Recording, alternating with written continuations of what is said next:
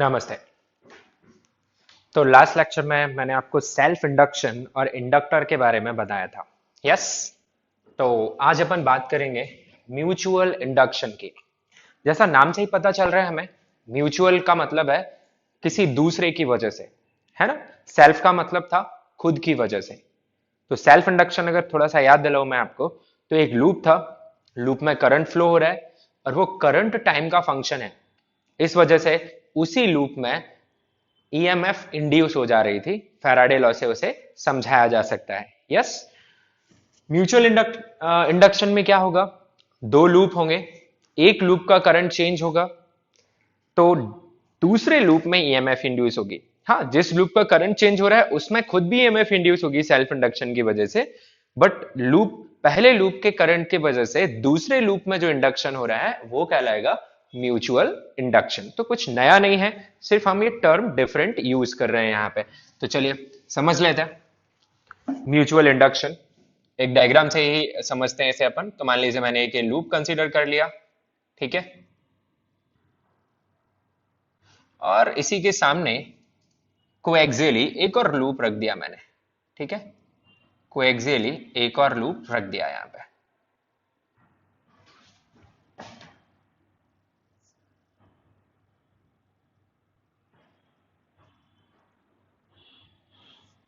ठीक है, दोनों की एक्सिस मैच हो रही है। This is loop one, this is loop one and here is loop two. They are placed coaxial. Alright. अब हम बात करने वाले हैं कि सपोज लूप टू में अगर मैं करंट फ्लो करूं, suppose there is a current in loop two, then how EMF will be induced in loop one. So मान लीजिए कि यहां पे एक करंट फ्लो हो रहा है I2। तो ये जो I2 करंट है डेफिनेटली मैग्नेटिक फील्ड बनाएगा। And how will be the magnetic field lines, तो वो भी आप समझ सकते हैं। They will be like this. So this is magnetic field produced by 2. Let me draw a few more lines.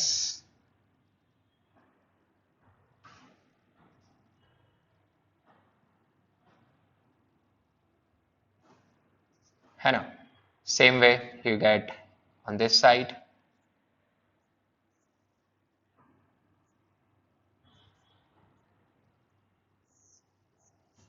And you can draw a few more.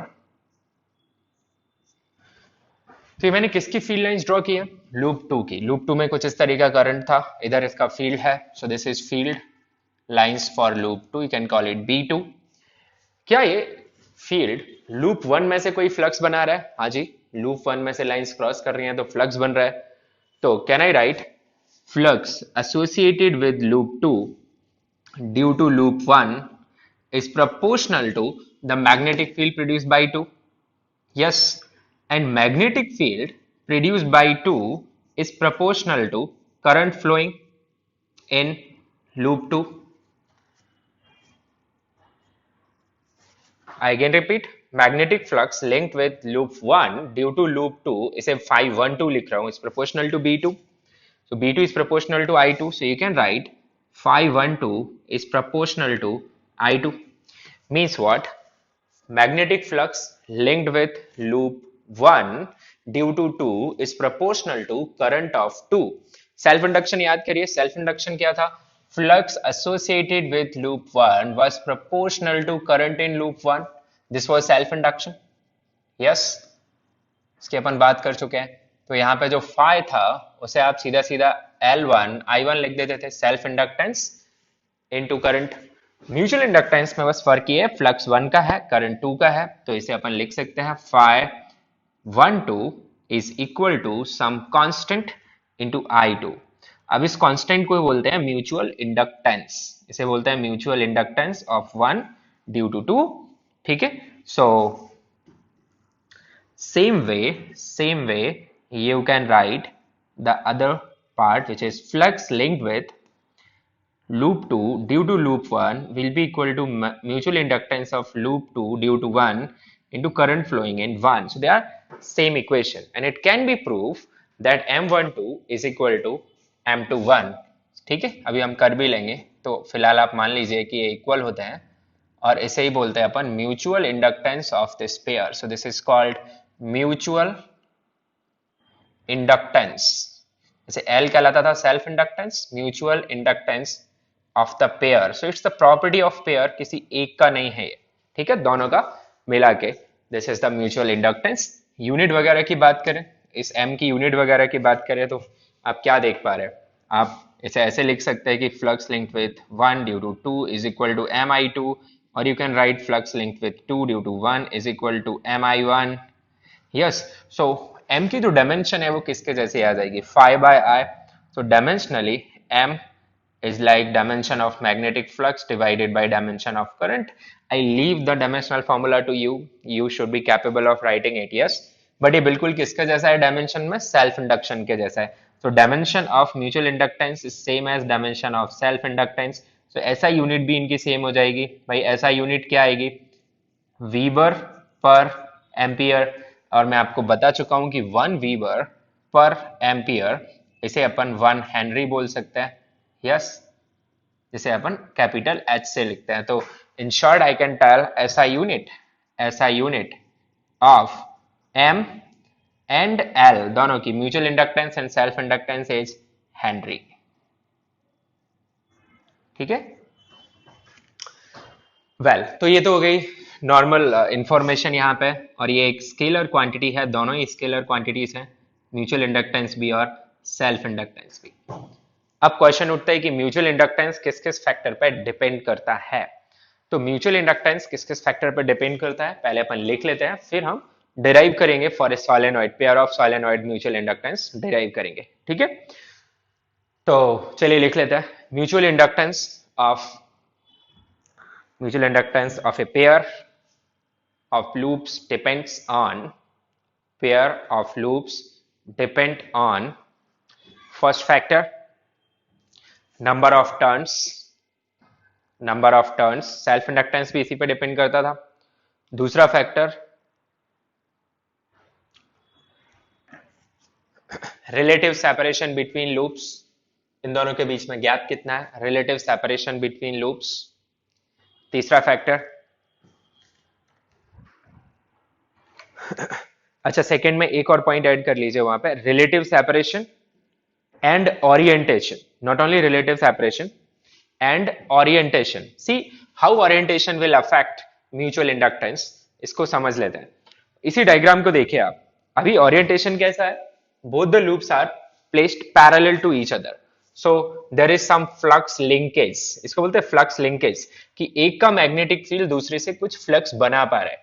मान लो इसकी जगह मैं ओरिएंटेशन इस तरीके से कर दूं, see I change the orientation to this, ध्यान से देखेंगे तो आपको समझ में आ जाएगा। मान लीजिए मेरे पास एक लूप है which is placed perpendicular to board like this, ठीक है, and there is another loop which is placed like horizontally, okay, उसे छोटा ले लेता हूं मैं थोड़ा सा, this is another loop which is placed horizontally, so to make you understand let me draw lines, this is the axis और diameter of it, और इस लूप के लिए ये लाइन इस तरीके से जाएगी। So they are placed, आप समझ पा रहे हैं इनके प्लेन्स कैसे हैं? एक इस तरीके से, दूसरा इस तरीके से।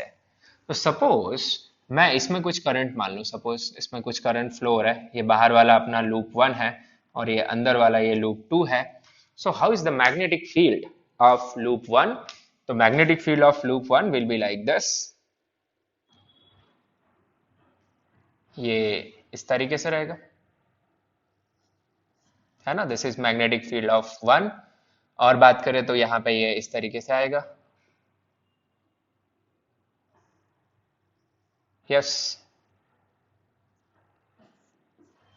सो this is magnetic field of 1। अब आप सोचने यहां पे अगर ढंग से समझेंगे तो आपको समझ जाएगा कि एक लूप ऐसा रखा हुआ है लूप 1 और दूसरा लूप ऐसा रखा हुआ है। लूप 1 की मैग्नेटिक फील्ड लाइन आप समझ रहे हैं, they are becoming parallel to loop 2. So here in this orientation I can write that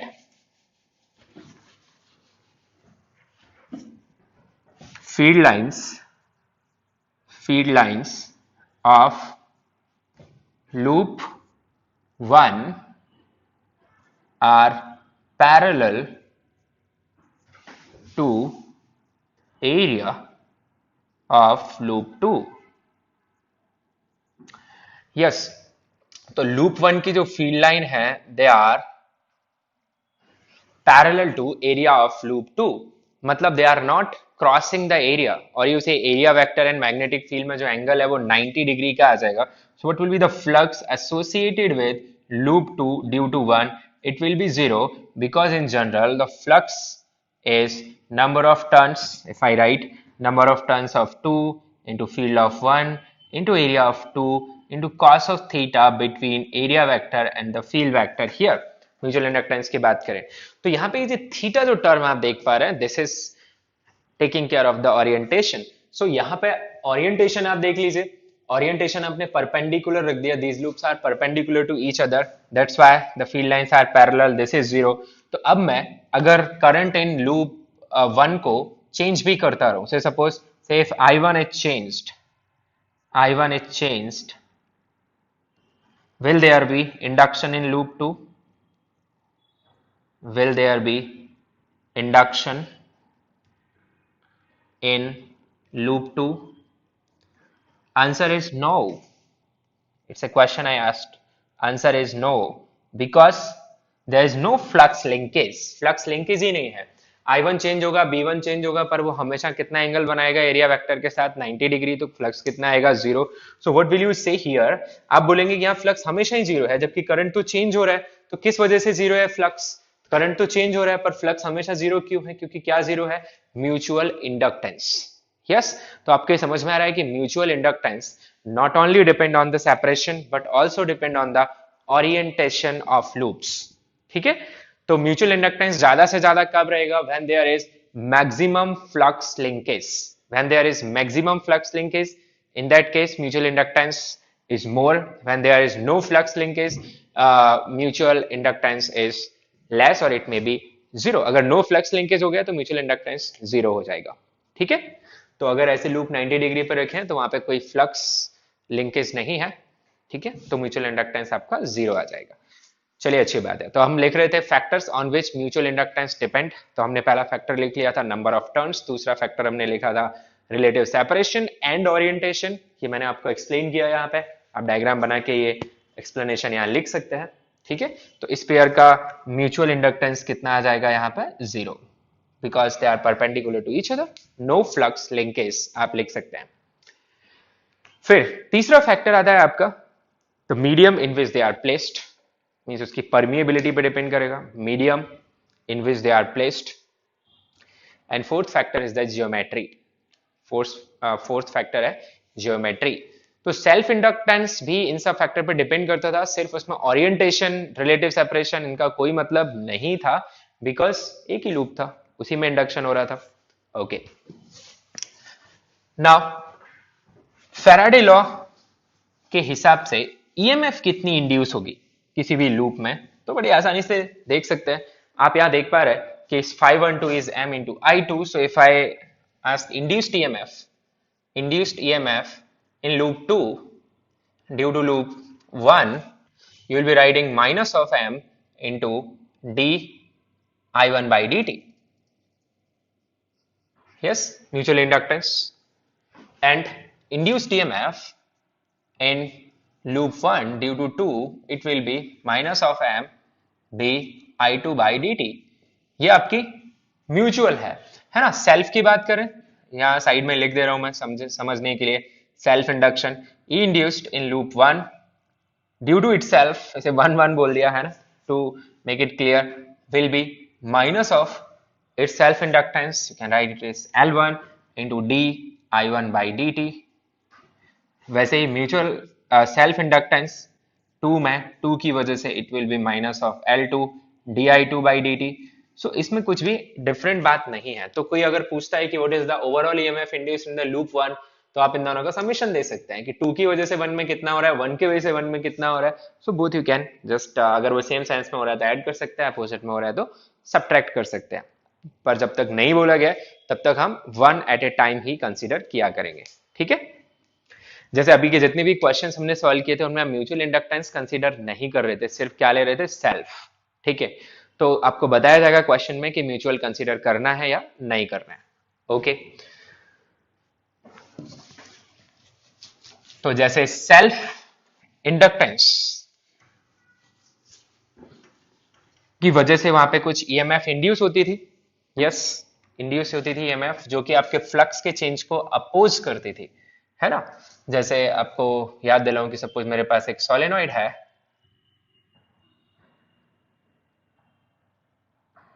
ठीक है, this is some solenoid and इसमें कुछ करंट फ्लो हो रहा है आई, इसका अपना कुछ सेल्फ इंडक्टेंस होगा और इसे मैंने किसी वेरिएबल वोल्टेज के साथ कनेक्ट कर दिया।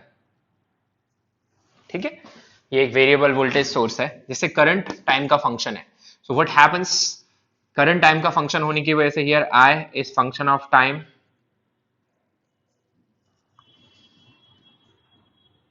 तो यहां पे क्या होगा, सेल्फ इंडक्शन, और कोई तो है नहीं, सेल्फ इंडक्शन। और इस सेल्फ इंडक्शन की वजह से यहाँ पे क्या हो रहा होगा, एक इंड्यूस करंट बन रहा होगा। अब अगर मैं बोल दूं I is function of time and increasing with time, okay, तो what will happen, self induction, induction की वजह से एक आई इंड्यूस्ड आएगा, एक करंट इंड्यूस होगा which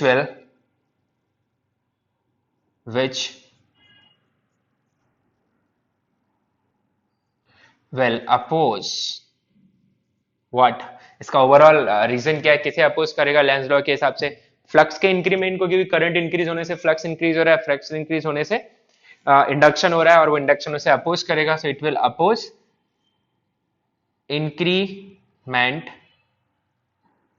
in phi, yes, flux, and in turn it will oppose change in I, overall current. Yes, so what happens here, inductor current के change को oppose करता है, तो यानी करंट के चेंज में इनर्शिया के जैसा काम करता है। जैसे अगर अपन चार्जेस को, ध्यान से सुनना, अगर अपन मैकेनिक्स से कंपेयर करना चाहें तो कोई बॉडी रखी हुई है जिसका मास ज्यादा है तो उसे ज्यादा फोर्स लगता है उसकी वेलोसिटी चेंज करने के लिए, वैसे ही यहाँ पे, तो वहां पे जो मास है वो इनर्शिया का रोल प्ले करता है। इलेक्ट्रिकल इनर्शिया का रोल कौन प्ले कर रहा है, सेल्फ इंडक्टेंस, कि मैं इसके अंदर करंट चेंज करना चाह रहा हूं पर ये चेंज नहीं होने दे रहा, और कितना ज्यादा अपोजिशन देगा, जितना ज्यादा उसका क्या होगा, सेल्फ इंडक्टेंस। सेल्फ इंडक्टेंस जितना ज्यादा होगा, इंड्यूस करंट उतना ज्यादा आएगा, उतना ज्यादा क्या मिलेगा, opposition to change in current. तो ये एक इंफॉर्मेशन है जो आप सेल्फ इंडक्टेंस के साथ ऐड कर सकते हैं अपने नोट्स में, कि this L is called electrical inertia, electrical inertia, and it is very similar, it is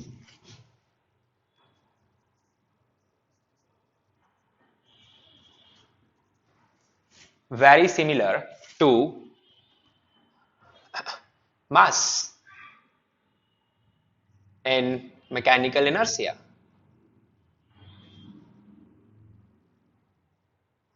ठीक है, तो मैकेनिकल इनर्शिया में जो मास रोल प्ले करता है वो रोल यहां पे कौन प्ले कर रहा होता है, ये self inductance. Okay, I return back to the mutual, तो ये आप उसे इधर ऐड कर लेंगे।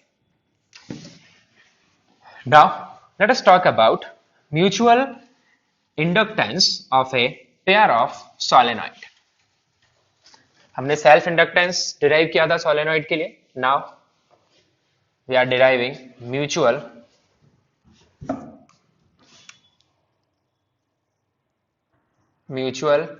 Inductance of pair of solenoids। क्या होगा, तो देखते हैं, let us consider two solenoids।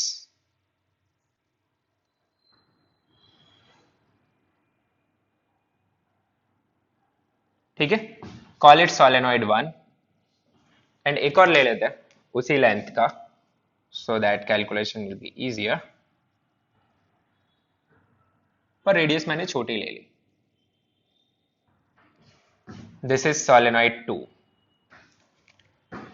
Alright, तो यहां पे मैं बोल दे रहा हूं length is L, radius R1 and R2, and L is much greater than R1 and R2।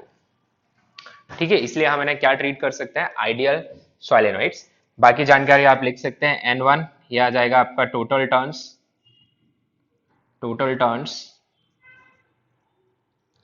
in S1, N2 this will be total turns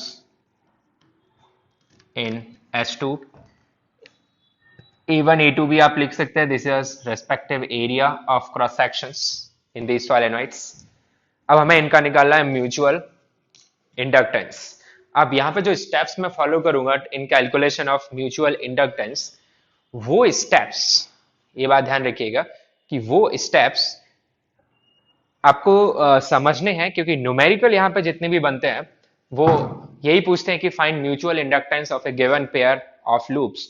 तो आपको क्या फॉलो करना है, सिंपल। पहला स्टेप, आप किसी भी एक लूप में करंट अज्यूम कर लीजिए। ठीक है, किसी भी एक लूप में, जैसे फिलहाल मैं अज्यूम कर रहा हूं स्टेप 1, ये कौन से स्टेप है, to find mutual inductance of two pairs of a pair. तो assume current in any of the loops। ठीक है, step 2, write flux in second loop. जैसे मैंने मान लिया फिलहाल से फर्स्ट, किसी एक में भी करना है, मैंने इसे फर्स्ट में कर लिया। Now write flux in second loop due to field of first loop. Okay, now write your flux, write all the terms, so it is flux in second loop due to first loop, write all other terms and make it proportional to I1, then this all the terms they are referred as mutual inductance। so this is the step, simple। तो चलिए फिलहाल मैं जो S1 है black solenoid आप देख पा रहे हो, उसमें एक करंट मान लेता हूं I1। तो क्या करूंगा अब मैं, I will write flux associated, I will write flux associated with 2 due to 1, it will be what, number of turns of 2 into field due to 1, yes, into area। अब आपको देखना है कि 1 का फील्ड क्या 2 के एंटायर एरिया में present है, तो 1 का फील्ड आप फील कर सकते हैं।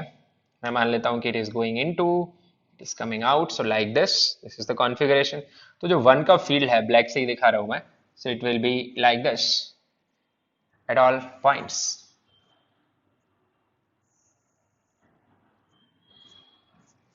यस, तो क्या 2 के एंटायर क्रॉस सेक्शन में 1 का फील्ड प्रेजेंट है, हाँ जी प्रेजेंट है, तो एंटायर एरिया आ जाएगा 2 का। Yes, what is the angle between area vector and the field, it is 0 degree. Area vector भी इधर ही है, इसका क्रॉस सेक्शन एरिया 0, तो कॉस का जो फैक्टर है वो कितना आ जाएगा, 0 degree. So this is the flux, late us right N2, what is the field, it is mu 0 Ni। so N1 small n क्या है आपके, number of turns per unit length into A2, so what you get, flux of 2 due to 1, it is equal to N2 mu naught into N1, what is N1, it is total number of turns, कैसे लिखोगे आप, divided by length, yes, can write like this, into I1 into A2, so what I am getting, phi to 1 is equal to mu naught N1 N2 A2 divided by L into I1। yes, तो मैंने express कर लिया phi to 1 some terms into I1। now I will compare with phi to 1 as m to 1 I1, so what you get, m to 1, you get it as mu naught N1 N2 A2 divided by L। so this is the mutual inductance of this pair of solenoid. तो आप check करिए क्या वही factor आ रहा है जो हमने लिखे थे। Yes, the medium. अगर मैं इसमें कोई फेरोमैग्नेटिक कोर या कोई दूसरा कोर पुट कर दूं यहाँ पे, तो फिर परमिएबिलिटी बदल जाएगी, म्यू हो जाएगी म्यू नॉट की जगह। सो मीडियम पे डिपेंड कर रहा है, नंबर ऑफ टर्न्स पे डिपेंड कर रहा है, ज्योमेट्री पे डिपेंड कर रहा है, area and length and orientation पे डिपेंड कर रहा है। फिलहाल ये ओरिएंटेशन मैंने कितना लिया हुआ है, तो मैंने मैक्सिमम फ्लक्स लिंकेज के करस्पॉन्डिंग लिया हुआ है, क्योंकि कॉस की मैक्सिमम वैल्यू 1 ही आ सकती है। ठीक है। अच्छा, ये मैंने M21 निकाल दिया। चलो M12 भी निकाल लेते हैं कि what will be the mutual inductance of first solenoid due to second solenoid. उसके लिए करंट किस में कंसीडर करना पड़ेगा आपको? सेकेंड सोलेनॉइड में। सो ये मैंने कैलकुलेशन की है क्या निकालने के लिए? M21 निकालने के लिए। ठीक है, दिस इज द कैलकुलेशन। और मैंने करंट किस में कंसीडर किया है? अब देख लीजिए 1 में। अब मैं कैलकुलेशन कर रहा हूं M12 निकालने के लिए। ठीक है, तो मैं लिखूंगा 512 फ्लक्स ऑफ 1 ड्यू टू 2। तो नंबर ऑफ टर्न्स किसके आएंगे? 1 के, N1 इंटू फील्ड किसका आएगा? 2 का, इंटू एरिया, वो एरिया आएगा जहां पे फील्ड प्रेजेंट है। अब ये डायग्राम मैं उसके हिसाब से मॉडिफाई कर रहा हूं। सो दिस ब्लैक, ये वाली जो लाइन है वो हटा देंगे अपन, क्योंकि वहां कोई फील्ड प्रेजेंट नहीं है। यहां भी कोई फील्ड प्रेजेंट नहीं है, क्योंकि एक आइडियल सोलेनॉइड का फील्ड सिर्फ सोलेनॉइड के अंदर ही रहता है। ठीक है, तो यहाँ पे जो फील्ड प्रेजेंट है वो सिर्फ और सिर्फ इसी के अंदर प्रेजेंट है। सो दो एरिया आना चाहिए था 1 का, पर कंप्लीट एरिया में फील्ड नहीं है, फील्ड सिर्फ यहीं पर है, यानी कौन सा एरिया आएगा? A2। और कॉस वाला फैक्टर अब भी वैसे ही आएगा 0। तो 512 आपके पास कितना आ जा रहा है? N1 mu naught N2 I2 A2। So what you are having? 512 having mu naught N1 N2 by L A2 into I2। मैंने स्मॉल n2 को पुट कर दिया n2 बाय l। तो यह मेरे पास क्या आ गया यहाँ पे?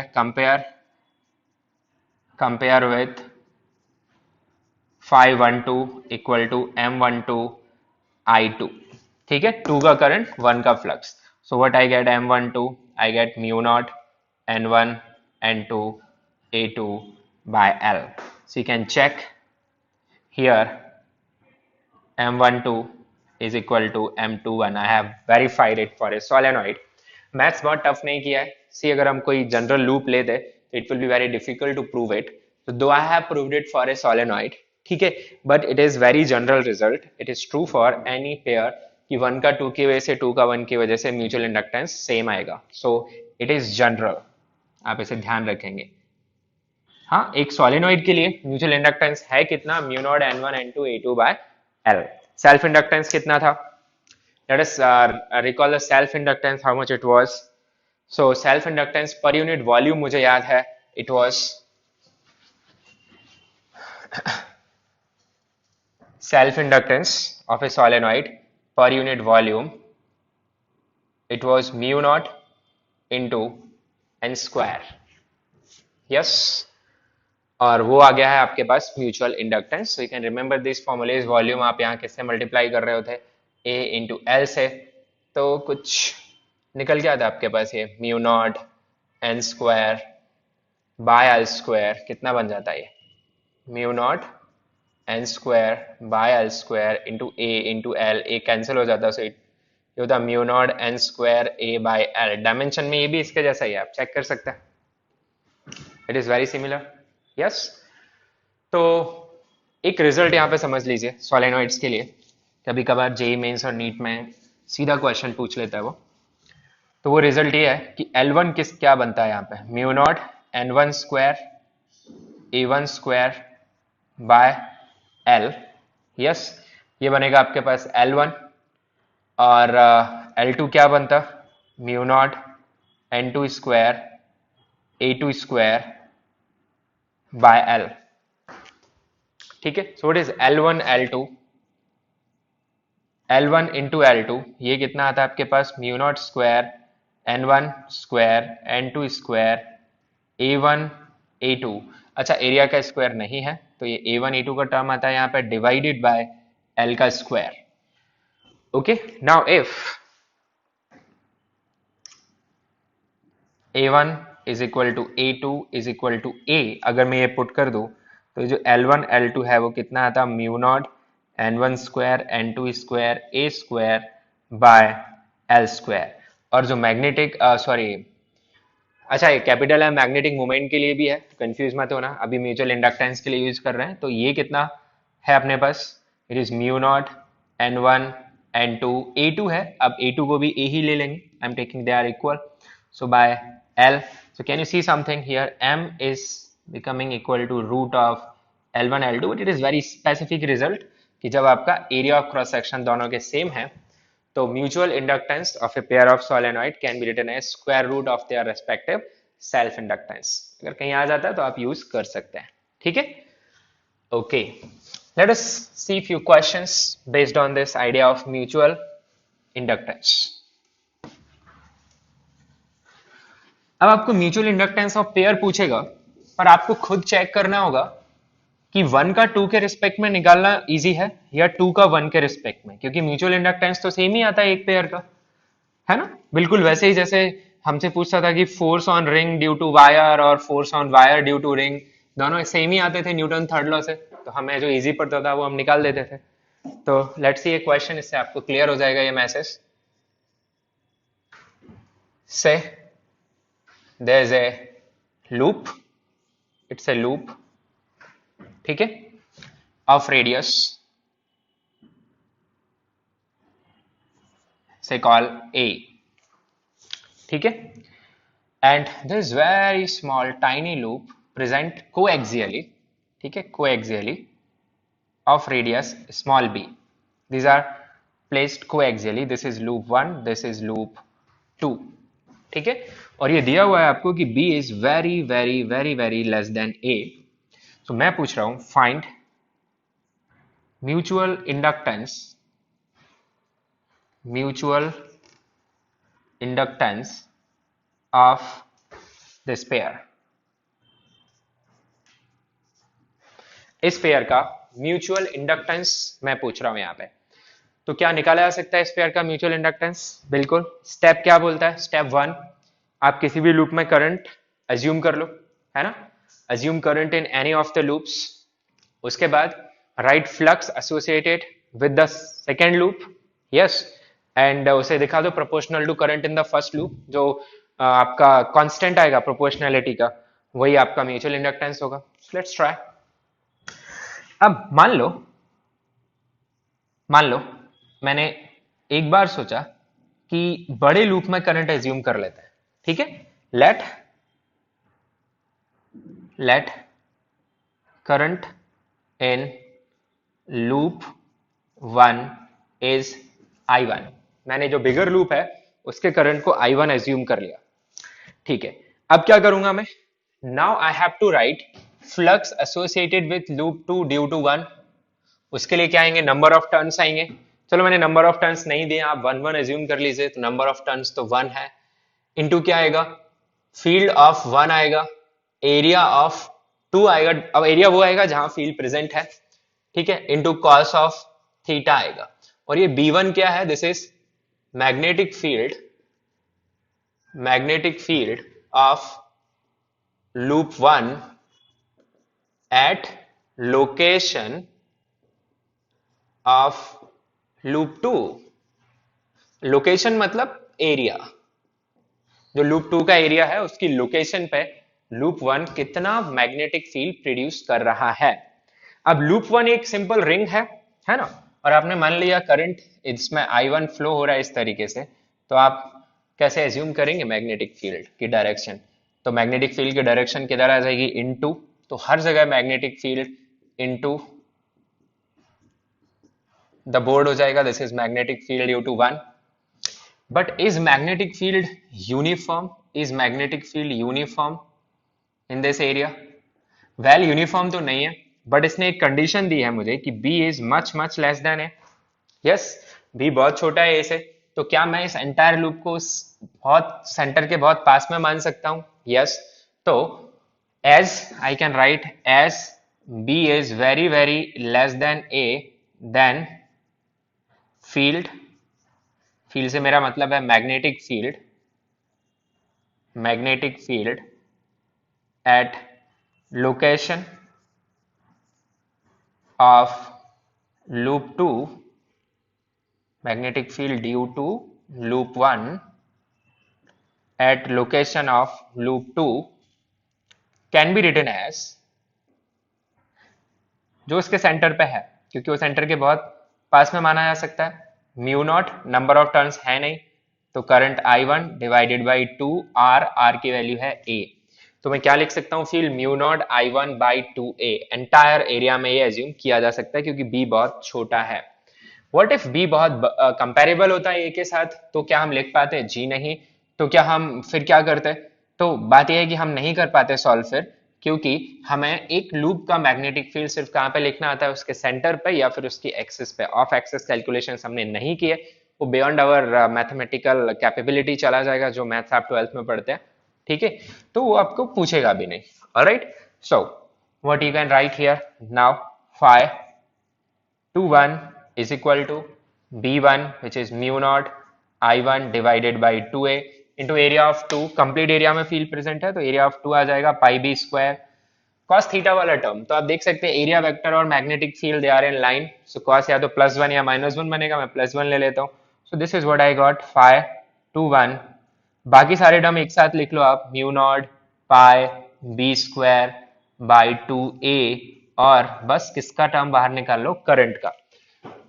तो यही तो करना था, मैंने फ्लक्स लिख लिया 2 का, 1 की वजह से किसके प्रोपोर्शनल आ गया, वो I1 के, तो ये जो कांस्टेंट ऑफ प्रोपोर्शनलिटी है वही क्या कहलाएगा, आपका mutual inductance. So what is mutual inductance, you got here mu naught pi B square by 2A, yes this is the answer. Now अगर कोई दूसरे तरीके से सोचता है ना, अगर कोई ये सोचता कि भाई मैं करंट अंदर वाले लूप में लूंगा, लेट करंट, उल्टा भी तो जा सकते थे, current in loop 2 is I2, तो फिर क्या करते, कुछ नहीं करते, तो यही अपन बस 512 लिखते, और वो नंबर ऑफ टर्न्स ऑफ 1 1 ही है, into magnetic field due to 2, area of 1 into cos of theta, और ये आपको पता ही है B2 क्या होता, दिस ये होता आपका magnetic field due to loop 2 at location of area of loop 1, but there is a problem, ये जो लूप आप देख पा रहे हैं, ठीक है, ये सॉल्यूशन आप नोट कर लीजिए, मैं ये डायरेक्शंस वगैरह भी रिमूव कर रहा हूं, so I'm using this diagram for second method now, so this current is no more here, ठीक है, और एक बात ध्यान रहे, म्यूचुअल इंडक्टेंस करंट की वैल्यू पर डिपेंड नहीं करता है, ठीक है।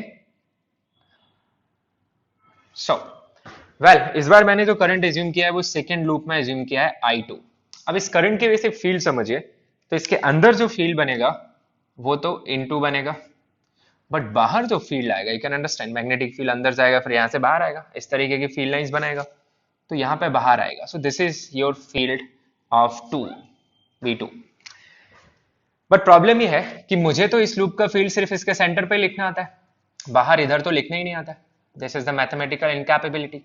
हाँ, अगर आपको उस मैथमेटिक्स को सिखा भी दिया जाए, है ना, वो हैवी इंटीग्रेशंस आपको सिखा भी दिए जाए, तो आप एक लॉन्ग कैलकुलेशन के बाद पहुंचेंगे कहां पर ही, वहीं पर mu naught pi B square by 2A ही आएगा, ठीक है। तो हमारे लेवल पे आपको कंफ्यूज किया जा सकता है कि भाई ये पूछ लेगा find mutual inductance of loop 1 due to loop 2, पर आपको लग रहा है कि loop 2 is beyond our mathematical limitation, तो आप बिंदास दूसरा फाइंड कर दीजिए, क्योंकि आंसर वही आने वाला है, और दिखा दीजिए कि M12 M21 इक्वल होते हैं, ठीक है। So this we can not proceed further due to mathematical limitation,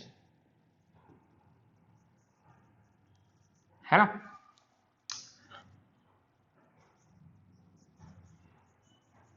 तो अब ये क्वेश्चन आ गया, तो आपको क्या सोचना है, आप उस लूप में करंट एज्यूम करिए जिसका मैग्नेटिक फील्ड आप दूसरे लूप के एरिया पे लिख पा रहे हैं, ठीक है, that you have to take care. I hope you have understood my point here, okay.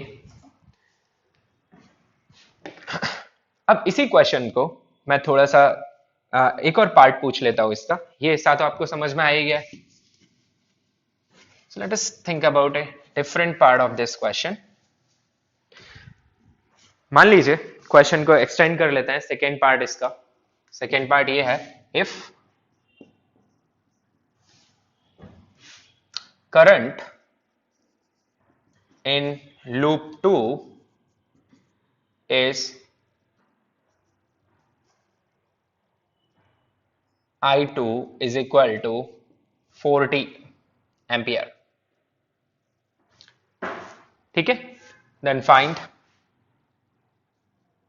induced EMF in loop 1. इसी का एक्सटेंशन है। अगर मैं यही क्वेश्चन सिंपली पूछता, आपसे सिंपल यही क्वेश्चन पूछता कि लूप 2 जो है उसमें एक करंट फ्लो हो रहा है I2 जो टाइम का फंक्शन है, तो बताओ 1 में कितनी EMF इंड्यूस होगी। तो डेफिनेटली आपके माइंड में जो पहला थॉट आता है कि भाई let us write flux associated with 1 due to 2, ये फाइंड कर लेते हैं, फिर फैराडे लॉ लगा देंगे, है कि नहीं। और ये जब हम फ्लक्स लिखेंगे तो यहाँ पे क्या आएगा, mutual inductance of 1 due to 2 into current flowing in 2, फिर इसे अपन डिफरेंशिएट कर लेंगे और इंड्यूस ईएमएफ आ जाएगी। नाउ अब जैसे ही आप ये लिखोगे आपको किसकी जरूरत पड़ेगी, इस म्यूचुअल इंडक्टेंस की, mutual inductance of 1 due to 2। अब आप देख सकते हैं mutual inductance of 1 due to 2 में आपको अभी बता चुका हूं कि वो मैथमेटिकली हमारे मैथमेटिक्स पे तो हम नहीं निकाल सकते, बट हमें पता है कि 1 2 और 2 1 म्यूचुअल इंडक्टेंस सेम आते हैं। तो मैं ये फॉलो कर लूंगा और मैं क्या फाइंड कर लूंगा यहाँ पे, mutual inductance of 2 with respect to 1 which will be this. So ये 1 2 भी यही हो जाएगा, फिर तो अपन लिख लेंगे यहाँ पे mu naught pi B square divided by 2a into I2। समझ पा रहे। तो भले ही M12 की जरूरत थी पर हमने पुट किसकी वैल्यू कर दी, M21 की, क्योंकि वो इक्वल है। तो अब हमारे पास इंड्यूस्ड EMF आ जाएगी in loop 1 due to 2, it will be minus of d∅12 by dt, so you'll get minus of mu naught pi b square divided by 2a into di2 by dt, and what is di2 by dt is 4. Yes, so आपका answer क्या आ जाएगा यहाँ पे, so your answer finally E induced in loop 1 due to 2 will be minus of mu naught, minus signs बताएगा, that's it, 2a into 4, so this will be your answer. I hope you are able to understand this part here. Note it down.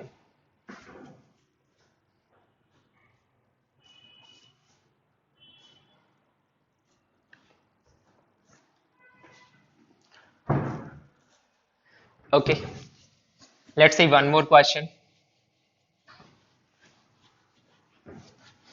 अच्छा, यहाँ पे loop को कुछ angle पे रख दे अगर अपन, तो मेरे आंसर में cos ऑफ थीटा का टर्म भी आने लगेगा। वो आप समझ पाएंगे क्या कि एक लूप मैंने बोर्ड के प्लेन में ही रख दिया, एक बोर्ड के प्लेन के परपेंडिकुलर रख दिया, तो भाई थीटा 90 हो जाएगा और cos थीटा 90, म्यूचुअल इंडक्टेंस 0 आ जाएगा। यस, कोई और थीटा रख दिया तो वो आता रहेगा वहां पे। सो दैट पार्ट अगर आपको कंफ्यूजन है तो होमवर्क में क्वेश्चंस है, तो आप वहां पूछ सकते हैं अगर दिक्कत है तो। Let's solve one more question.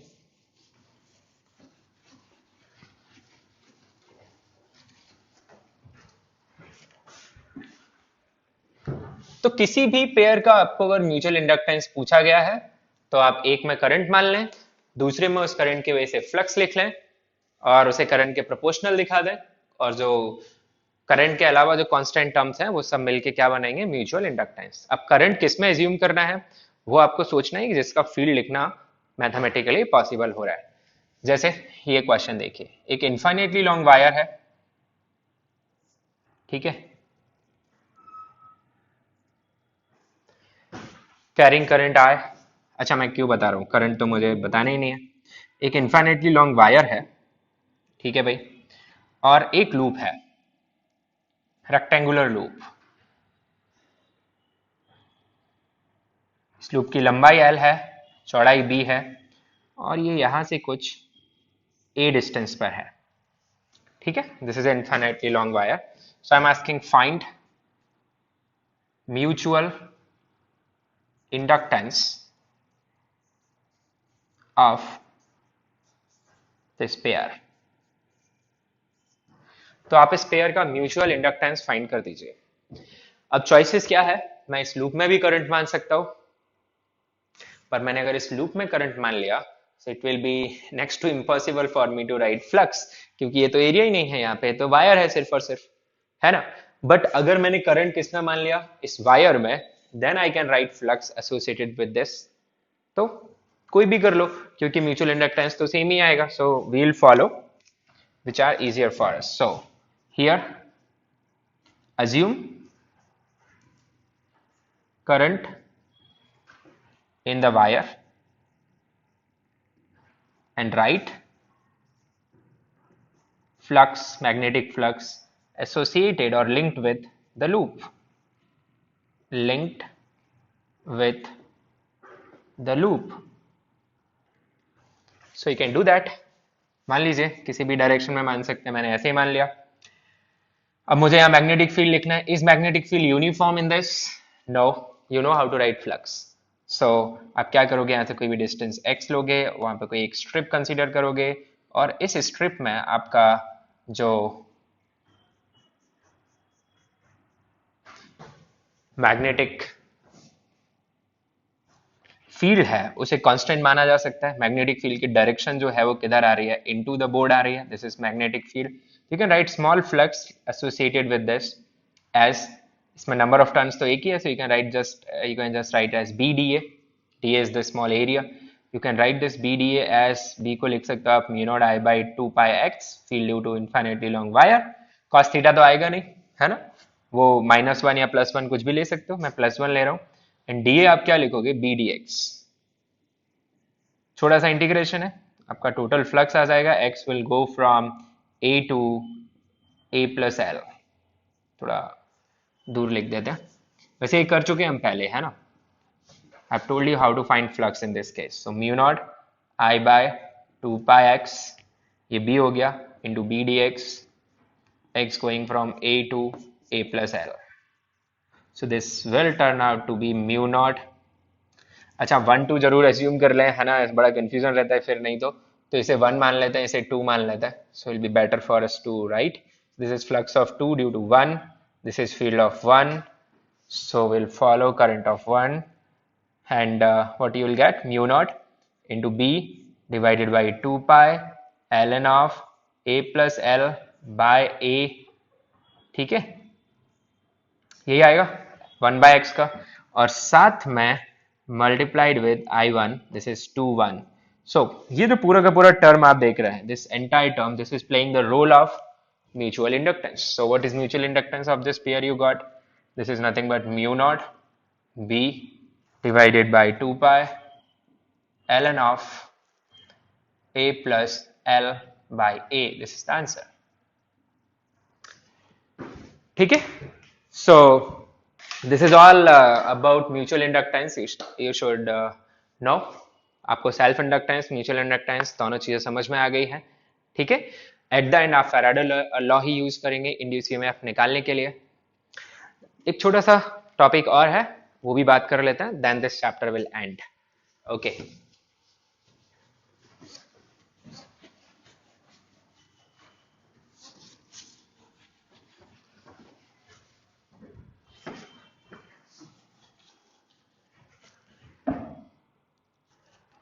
actually whenever you place a metal plate, let us take a metal plate,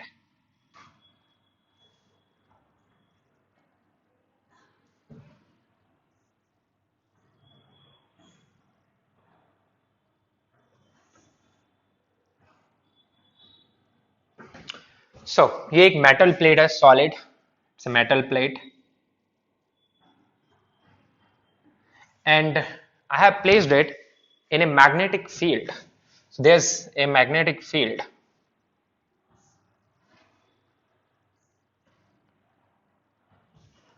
in this region,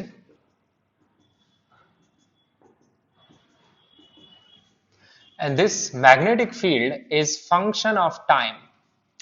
तो मैंने एक मेटल प्लेट को टाइम वेरिंग मैग्नेटिक फील्ड में प्लेस कर दिया, ठीक है।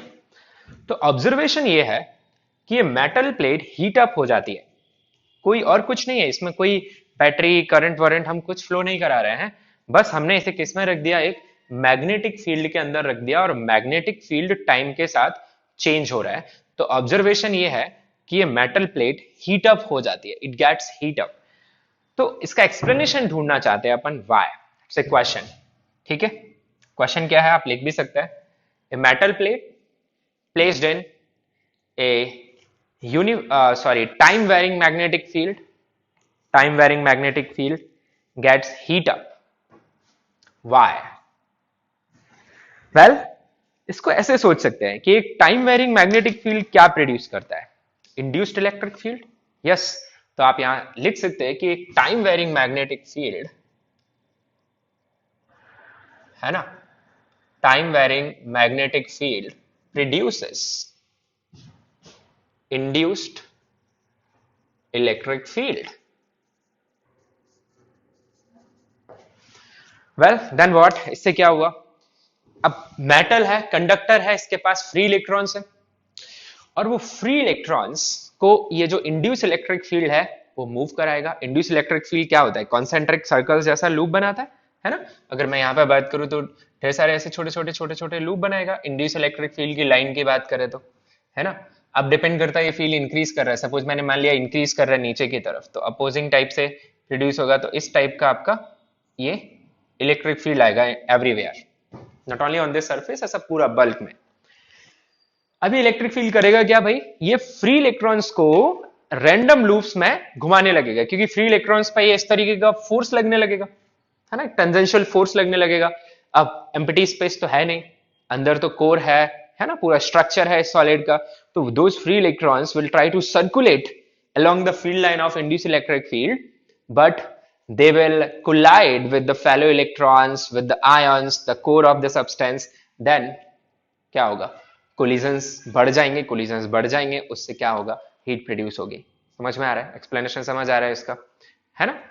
अब ये जो लोकल इलेक्ट्रॉन्स सर्कुलेट करने की कोशिश कर रहे हैं due to this induce electric field, ये छोटे छोटे करंट फॉर्म करते हैं ऐसे, ठीक है। जैसे यहाँ पे कोई इलेक्ट्रॉन है, it can go in this random loop here, okay. Direction depend करेगी, आप इलेक्ट्रॉन पर फोर्स निकाल सकते हैं इंड्यूस इलेक्ट्रिक फील्ड की वजह से। I leave it for you, है ना, ऐसा अंदर इधर भी। So these are forming these random loops, है ना, just like you know कि आपने कोई वाटर बॉडी अगर देखी है ना, जैसे आर्टिफिशियल की बात करें तो वॉशिंग मशीन में पानी भर दीजिए और उसे ऑन कर दीजिए, तो उसका जो ड्रम है वो रोटेट करता है, तो उससे क्या बनता है वहां पे? एक वर्लपूल, है ना। पानी ऐसा वर्टेक्स फॉर्म करता है नीचे की तरफ, कोन जैसा स्ट्रक्चर। ऐसा वाटर बॉडीज में भी बनता है, ओशंस में बनता है, रिवर्स में बनता है। उनको बोलते हैं अंग्रेजी में एडी, EDDY। क्या बोलते हैं? EDDY। इस तरीके के फ्लो, सपोज ये वाटर है और वाटर अचानक से इस तरीके का ऐसा टर्बुलेंट फ्लो ऐसा नीचे की तरफ कोन टाइप का स्ट्रक्चर बनाने लगता है, तो इसे बोलते हैं अपन एडी। तो एडी फॉर्म क्यों होता है? क्योंकि वाटर के मॉलिक्यूल्स लोकल लूप्स फॉर्म करने लगते हैं, वहां पे उनको कुछ ग्रेडियंट मिल जाता है। कुछ ऐसा यहाँ पे कौन कर रहा है? ये इलेक्ट्रॉन्स। तो ये जो लोकल करंट बन रहे हैं due to flow of these electrons, इनको बोलते हैं एडी करंट। क्या बोलते हैं? Eddy current, EDDY, eddy current. So what is eddy current? Definition अगर मैं पूछूं तो डेफिनेशन सिंपल है, व्हेन ए मेटल और a conducting plate is placed in a time varying magnetic field, the free electrons starts moving in local loops, forming local loops which constitutes in local currents called eddy current. Why? They start to move in the loop due to induced electric field. It's simple explanation, and due to that what happens, it heats up. अच्छा, अब इसका एक benefit है। Benefit क्या है कि अगर आपको हीटिंग करानी है, सच में आप इस मेटल को सपोज गर्म करना चाहते हो या मेल्ट करना चाहते हो, तो बहुत अच्छी बात है, you can use this phenomena. तो this eddy current phenomena is used, इसका एप्लीकेशन कहाँ है? इंडक्शन फर्नेसेस, इंडक्शन फर्नेस, ठीक है। अब डिफरेंट फर्नेसेस आपने देखी होंगे, अपन डायरेक्ट कोयले से किसी चीज को गर्म करके मेल्ट करें, करंट फ्लो करके मेल्ट करे। यहाँ आप कुछ नहीं कर रहे हो, सिर्फ मैग्नेटिक फील्ड में प्लेस कर दिया और मैग्नेटिक फील्ड टाइम का फंक्शन करा दिया, ऑटोमेटिकली प्लेट गर्म होगी गर्म होगी गर्म होगी और मेल्ट हो जाएगी। तो इसे इंडक्शन फर्नेस बोलते हैं, heating due to time varying magnetic field. ये इसका एक एप्लीकेशन है। ठीक है, इसका एक एप्लीकेशन ये भी है कि इलेक्ट्रिक ट्रेन्स को स्लो डाउन करने में ये काम आता है, डैम्पिंग प्रोड्यूस करने में ये काम आता है। ठीक है, पर इसका डिसएडवांटेज ये है कि जो इलेक्ट्रिक सर्किट्स होता है, जैसे आपका कंप्यूटर है, उसका जो प्रोसेसिंग यूनिट होता है सीपीयू है, उसमें ढेर सारे सर्किट्स रहते हैं, मैग्नेटिक फील्ड रहता है, टाइम के साथ करंट चेंज होता है तो मैग्नेटिक फील्ड टाइम के साथ चेंज होता है। तो वहां जो मेटेलिक पार्ट्स है, इवन उसका जो बॉक्स है, वो बॉक्स गर्म हो जाता है। वो बॉक्स क्यों गर्म हो जाता है? Because of eddy currents. अब एडी करंट हम नहीं चाहते कि वो गर्म हो, वो लॉस हो रहा है ना। तो आप क्या करोगे? You try to cut slots. आप यहाँ पे स्लॉट कट कर देते हैं। स्लॉट कटिंग से क्या फायदा हो जाता है, समझा दो मैं आपको। अगर आपने ये मेटल प्लेट लिया और आपने यहाँ पे स्लॉट कट कर दिया, ठीक है, ये स्लॉट कटिंग आप बड़े आराम से देख सकते हैं कहीं भी। ओके, आपके पास अगर कंप्यूटर है, सीपीयू है, तो वहां पे आप स्लॉट कटिंग देख सकते हैं। या फिर कोई भी इलेक्ट्रॉनिक डिवाइस की जो माउंटिंग्स होती हैं, they are perforated, solid plates नहीं लेते वो। तो स्लॉट कटिंग से क्या हुआ कि अब यहाँ कुछ नहीं है, यहाँ कुछ नहीं है, सिर्फ मेटल यही है, तो लूप फॉर्मेशन कैपेबिलिटी डिक्रीज हो गई ना, इधर कुछ नहीं बन सकता, इधर कुछ नहीं बन सकता। तो आपने probability of formation of loop कम कर दिए, तो आपके एडी करंट लॉसेस भी क्या हो जाएंगे? कम हो जाएंगे। ठीक है, तो एडी करंट लॉसेस से बचने के लिए अपन क्या करते हैं? मेटल्स में स्लॉट कटिंग कर देते हैं। एडी करंट क्या होता है वो आपको समझ गया। इसके फायदे क्या है? इंडक्शन फर्नेस है ना, गर्म करने के लिए। दूसरा, आप डैम्पिंग प्रोड्यूस कर सकते हैं। डैम्पिंग मतलब गैल्वेनोमीटर आपने देखा, मूविंग कॉइल गैल्वेनोमीटर, जिसमें करंट फ्लो कराने से मैग्नेट के बीच में लूप रोटेट करता है। तो लूप रोटेट करके स्प्रिंग लगी हुई है तो ऐसा ऑसिलेट करने लगता है, और उस ऑसिलेशन से क्या होता है? आपको एक करेक्ट रीडिंग नहीं मिल पाती, बट वो लूप भी मेटल से मिलके बना हुआ है। तो वहां पे एडी करंट उसकी जो ऑसिलेशन एनर्जी है उसको लूज करा देता है और उसे जल्दी से स्टेबल करा देता है। तो ये इसका फायदा है। एडी करंट के क्या फायदे हो गए? इंडक्शन फर्नेस में ये काम आता है गर्म करने के। दूसरा फायदा क्या हो गया? जो मैग्नेटिक ट्रेन्स होती हैं, है ना, उनको रोकने के काम आता है, ब्रेक लगाने के काम आता है। तीसरा क्या बताया था मैंने अभी आपको?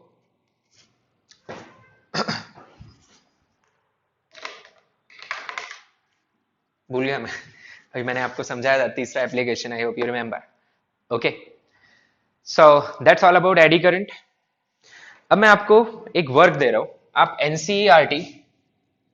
एनसीईआरटी से एडी करंट पढ़ सकते हैं अगर आपको और थ्योरी पढ़नी है उसके बारे में। इंपोर्टेंट पॉइंट मैंने आपको बता दिया। चैप्टर है आपका इलेक्ट्रोमैग्नेटिक इंडक्शन, उसका आखिरी पेज है eddy current. Okay, I want you to work on this, what is DC motor, इसका वर्किंग प्रिंसिपल, और मैं चाहता हूं आप बताएं मुझे डीसी जनरेटर। एसी जनरेटर तो मैं आपको ऑल्टरनेटिंग करंट चैप्टर में बताऊंगा। So tell me about these two things, DC motor and DC generator. Means you have to go through it, ये आपने 10th में पढ़ा होगा। ठीक है, तो जस्ट एक रिवीजन काइंड ऑफ आप कर सकते हैं। अंतर बता दूं मैं, मोटर एक इलेक्ट्रिक डिवाइस है जो कि इलेक्ट्रिक एनर्जी को मैकेनिकल एनर्जी में कन्वर्ट करता है। ठीक है, तो मोटर इलेक्ट्रिसिटी कंजम्पशन करता है और मैकेनिकल एनर्जी आउटपुट देता है। जनरेटर इलेक्ट्रिसिटी बनाता है, आउटपुट में आपको इलेक्ट्रिक एनर्जी मिलती है। तो डेफिनेटली इनपुट में वो मैकेनिकल एनर्जी हो सकती है, यस, वो पानी की पोटेंशियल एनर्जी हो सकती है, हाइड्रो इलेक्ट्रिक पावर प्लांट होते हैं। ठीक है, और कुछ भी न्यूक्लियर एनर्जी हो सकती है, न्यूक्लियर पावर प्लांट होते हैं। तो जनरेटर, इसे जनरेटर क्यों बोलते हैं? ये क्रिएट नहीं करता एनर्जी, ये आउटकम में मुझे इलेक्ट्रिक एनर्जी देता है, तो ये इलेक्ट्रिक एनर्जी जनरेटर है। ठीक है, और मोटर होती है एनर्जी कंज्यूम कर रहा है, इलेक्ट्रिक एनर्जी। ठीक है, ये बेसिक चीजें हैं जो आपको पता होनी चाहिए। तो with this our chapter electromagnetic induction ends, and इसका अगला पार्ट है अल्टरनेटिंग करंट। दो वो इसी का हिस्सा है, पर बुकलेट में उसे अलग चैप्टर जैसे दिया हुआ है, तो हम अलग से ही पढ़ लेंगे उसे। तो अल्टरनेटिंग करंट आपको अगली क्लास से मिलेगा। Thank you.